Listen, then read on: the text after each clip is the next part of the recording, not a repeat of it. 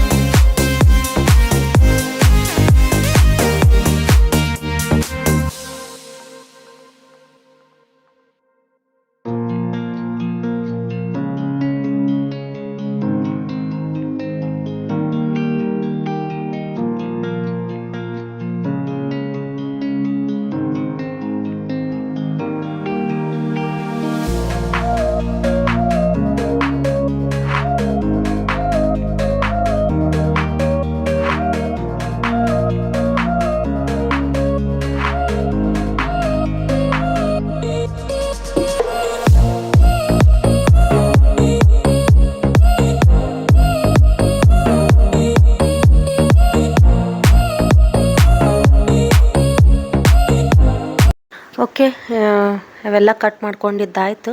ಮತ್ತು ಈ ಕಡೆ ಆಲ್ರೆಡಿ ಹಾಲೊಳಗೆ ಏನು ಕಸ್ಟರ್ಡ್ ಪೌಡ್ರ್ ಎಲ್ಲ ಮಿಕ್ಸ್ ಮಾಡಿ ಇದನ್ನು ಫ್ರಿಜ್ ಒಳಗೆ ಏನು ಇಟ್ಟಿದ್ನಲ್ಲ ಅದೆಲ್ಲ ಕೂಲಾಗಿತ್ತು ಇವಾಗ. ಅದಕ್ಕೆ ಮತ್ತು ಇದೆಲ್ಲ ಕಟ್ ಮಾಡ್ಕೊಂಡಿರೋ ಫ್ರೂಟ್ಸ್ನ ಅದಕ್ಕೆ ಮಿಕ್ಸ್ ಮಾಡಿ ಮತ್ತು ಒಂದು ಸ್ವಲ್ಪ ಹೊತ್ತು ಫ್ರಿಜ್ ಒಳಗೆ ಇಡ್ತೀನಿ ಅಷ್ಟೇ. ಅದು ಕಸ್ಟರ್ಡ್ ಏನೈತಲ್ಲ ಅದು ಫುಲ್ ಕೋಲ್ಡ್ ಆದ್ರೆ ಸಾಕು, ಮತ್ತು ಏನು ಕೋಲ್ಡ್ ಮಾಡೋ ಅವಶ್ಯಕತೆ ಇಲ್ಲ. ಮತ್ತು ನೀವು ಫ್ರೂಟ್ಸ್ ಹಾಕಿದ ಮೇಲೂ ಸ್ವಲ್ಪ ಬೇಕು ಕೋಲ್ಡ್ ಅನ್ನಂಗಿತ್ತಂದ್ರೆ ನೀವು ಇನ್ನೊಂದು ಸ್ವಲ್ಪ ಹೊತ್ತು ಇಡ್ಬೋದು. ಇದು ಕೂಲಾದರೆ ಸಾಕು. ಫ್ರೂಟ್ಸ್ ಎಲ್ಲ ಹಾಕಿ ಮಿಕ್ಸ್ ಮಾಡಿ ಮತ್ತು ನೀವು ಡ್ರೈ ಫ್ರೂಟ್ಸ್ ಏನಾದರೂ ಇದ್ದರೆ ಅದನ್ನು ಎಲ್ಲನೂ ಹಾಕಿ ಮಿಕ್ಸ್ ಮಾಡಿ ತಿನ್ಬೋದು. ಮಸ್ತ್ ಈ ಬಿಸಿಲಿಗಂತೂ ಮಸ್ತ್ ಸೂಪರಾಗಿರ್ತೈತಿ. ಹೊರಗಡೆ ಸಿಗೋದಕ್ಕಿಂತನೂ ಈ ಥರ ಮನೇಲಿ ಮಾಡ್ಕೊಂಡು ತಿನ್ನಿರಿ, ಇನ್ನೂ ಮಸ್ತ್ ಇರ್ತೈತಿ. ಹೊರಗಡೆ ಎಲ್ಲ ಇಷ್ಟು ಫ್ರೆಶ್ ಆಗಿರೋ ಫ್ರೂಟ್ಸ್ ಎಲ್ಲ ಹಾಕಿ ನಿಮ್ಗೆ ಕೊಡಲ್ಲ.